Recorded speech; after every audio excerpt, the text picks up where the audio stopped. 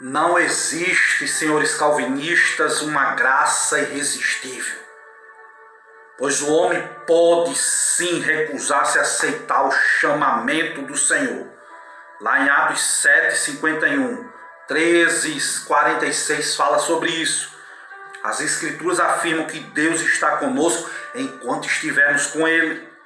Porém, se nós o deixarmos, Ele também nos deixará. O que é que está escrito em Hebreus 3:15? Enquanto se diz hoje, se ouvirdes a voz do Senhor teu Deus, não endureçais o vosso coração, como nos dias da provocação. Olha a Bíblia que a Bíblia diz. Mas há daqueles que resistem à graça. É verdade. Não serão condenados porque estão predestinados ao inferno, não. Antes, porque serão lançados no lago de fogo, porque estão resistindo ao Espírito da graça.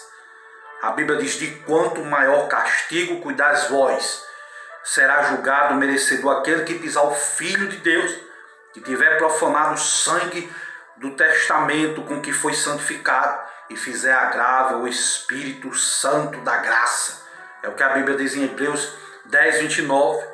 Os calvinistas, eles se apegam a passagens isoladas muitas vezes, para afirmar que apenas alguns estão eleitos, alguns são encaminhados pelo Pai a Jesus. Não é verdade. Não há os calvinistas muitas vezes afirmam que não há méritos na salvação humana. Ninguém pode se gloriar. Tipo, eu sou salvo porque tive fé, ou eu sou regenerado porque eu me arrependi. Deus pôs, meu irmão, Deus pôs na alma humana 3 faculdades. A primeira delas é sentimento, a segunda é intelecto e a terceira é vontade. Por essas faculdades, o homem pode ouvir a mensagem do Evangelho. O homem pode sentir as suas misérias através do sentimento. E o homem, através da sua vontade, pode crer para a salvação. Esta é a verdade. Deus, ele provê os meios de o homem entrar pelo caminho da verdade. E cada indivíduo de posse desses meios pode escolher entre a vida e a morte, entre a bênção e a maldição. E a pergunta é: será que não existe livre-arbítrio? Os seguidores de Calvino, extremistas, afirmam que o livre-arbítrio ficou praticamente sem efeito depois que o pecado entrou no mundo. Mas a Bíblia diz que em todas as épocas, antes e depois da entrada do pecado no mundo, sempre Deus trabalhou. A Bíblia diz que nos dias de Moisés, de Josué, de Elias, a Bíblia diz que Deus tem dado escolha ao homem. Lá em Deuteronômio 28 fala sobre isso. Lá em Isaías capítulo 1, versículo 18, Deus convida os pecadores a arguir: se quiserdes, se ouvirdes, comereis o melhor dessa terra, mas se recusardes e fordes rebeldes, sereis devorados à espada, porque a boca do Senhor disse. Olha só o que a Bíblia diz. O salmista, a Bíblia diz que no Salmo 119, versículo 30, a Bíblia diz: venha a tua mão me socorrer, pois escolhi os teus preceitos. Foi o que o salmista disse. O último versículo da Bíblia, do Apocalipse, a Bíblia diz que a água da vida é oferecida. Quem tem sede, venha, aleluia, e tome de graça da água da vida. Aleluia seja o nosso Deus. E será que uma vez salvos para sempre? Paulo vai escrever aos Coríntios, ele vai dizer: se o retiverdes tal como tenho anunciado, se é que vocês não têm descrido em vão. Paulo disse que era necessário permanecer na fé. Em Mateus 23, Jerusalém, Jerusalém, quantas vezes eu quis ajuntar vocês como a galinha junta os seus pintinhos debaixo das asas, mas vocês não quiseram. Olha aí como a graça não é irresistível. Olha aí como o homem tem um livre-arbítrio. Olha aí como o homem tem direito de escolha. Jesus queria juntá-los, mas eles não quiseram. Isso é livre-arbítrio. Aleluias. Glória seja dada ao nome do Senhor. Precisamos guardarmos o que temos até o fim. Aleluia. Paulo disse que melhor lhe foi, meu irmão, não conhecer o caminho. Pedro falou isso. Melhor lhe era não conhecer o caminho da justiça do que depois de conhecer se desviar do santo mandamento. Livre-arbítrio, livre escolha. O homem que escolhe, os eleitos, podem perder a salvação? A resposta é sim. Podem sim perder a salvação. O que é que Jesus falou às igrejas da Ásia lá no Apocalipse? Fala sobre arrependimento, volta ao primeiro amor, fala da manutenção da posição em Cristo,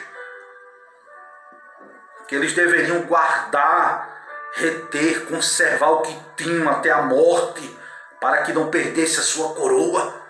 Vai falar sobre isso lá. Paulo disse aos irmãos em Éfeso: desperta, ó tu que dorme, levanta-te entre os mortos e Cristo te esclarecerá. É o que a Bíblia diz. A Bíblia diz que se o negarmos o nosso Deus, Ele também vai nos negar. Não existe esse negócio de salvo, uma vez salvo, salvo para sempre. O que vencer, meu irmão, será vestido de vestes brancas. De maneira nenhuma arriscarei o seu nome do livro da vida. É o que vencer. Só vence a corrida quem treina. Só vence a corrida quem corre, quem persevera até o fim. Há um episódio em Atos 27, fala quando Paulo navegava como prisioneiro para a Itália. E aquele barco, o anjo do Senhor apresentou-se a Paulo dizendo: o barco vai naufragar, Paulo. Mas diga aos passageiros, aos tripulantes, que eles permaneçam na embarcação, porque se pularem vão morrer. E assim aconteceu. Em outras palavras, é como se Deus colocasse à disposição da humanidade o navio da salvação. Quem entrar nesse navio, meu irmão, é como a arca de Noé. Aleluia, e permanecer nele até o fim. Este será salvo. É necessário permanecer no barco. É necessário permanecer na arca. É necessário permanecer em Cristo Jesus para sermos salvos. Quem confia cegamente na segurança da salvação, sem santificar-se, sem uma vida de renúncia, pode ser comparado àquelas pessoas que embarcaram no Titanic. Achavam que aquele navio jamais afundaria. Que engano! E aqui nós vamos encerrar esta palavra. 2 Coríntios 1,13. Porque nenhumas outras coisas vos escrevemos, senão as que já sabem, senão as que já conhecem. E espero também até o fim que a reconheças. Vigiemos, pois, para que não soframos um naufrágio na fé. Até temos para, meu irmão, para a advertência de Deus, aquele que está em pé. Olhe para que não caia. É o que a Bíblia diz. Quais são os erros que os pregadores devem evitar? Em primeiro lugar, esquecer de que a palavra de Deus é a fonte máxima de autoridade, superior aos escritos, a experiências, a pregações, a divagações. Em segundo lugar, os pregadores têm que entender que desprezar a simplicidade com que a verdade é apresentada nas Escrituras.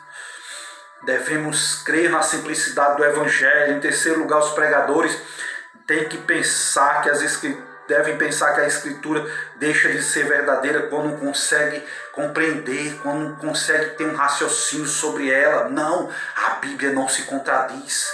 É necessária oração, o Espírito Santo, estudos.